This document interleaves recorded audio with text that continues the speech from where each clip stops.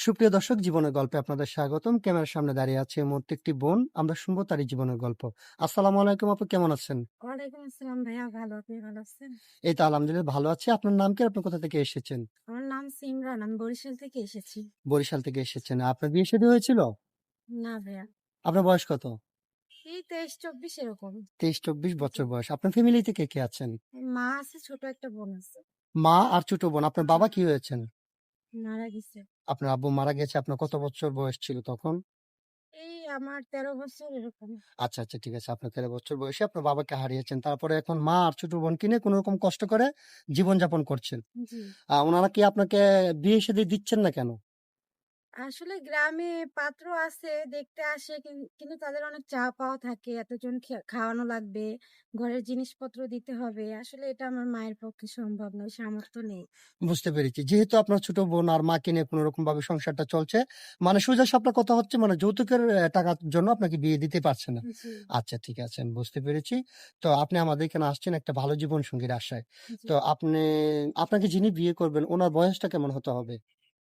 আসলে বয়স একটু বেশি হলেও সমস্যা নেই, কম হলেও সমস্যা নেই। কিন্তু মানুষটা ভালো হোক।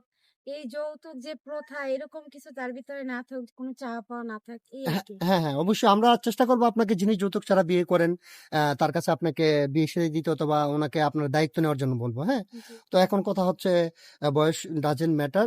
৪০, ৪৫, ৫০ হইলে কি আপনার কোনো সমস্যা আছে? এখন এটা নিয়ে আমাদের সমস্যা নেই। কারণ হচ্ছে আমার সংসারে কোনো পুরুষ মানুষ নেই। আমার বাবা নেই, ভাই নেই, বুঝেনই তো। তো একটা বটগাছ যে থাকে ওই ছায়াটা দিয়ে যদি উনি রাখতে পারে, বয়স বেশি হলেও সমস্যা নেই। আচ্ছা, ঠিক আছে আপু, আপনি সুন্দর কথা বলেছেন। আপনার সাথে যোগাযোগ করবেন কিভাবে? আপনাদের মাধ্যমে ভাইয়া। কেন আপনার ব্যক্তিগত কোনো ফোন নেই? না ভাইয়া। আচ্ছা, ঠিক আছে, বুঝতে পেরেছি। তো সুপ্রিয় দর্শক, এই মুহূর্তে ডিসপ্লেতে যে নাম্বারটি দেখতে পাচ্ছেন এটা হচ্ছে আমাদের ইউটিউব চ্যানেল কর্তৃপক্ষের নাম্বার।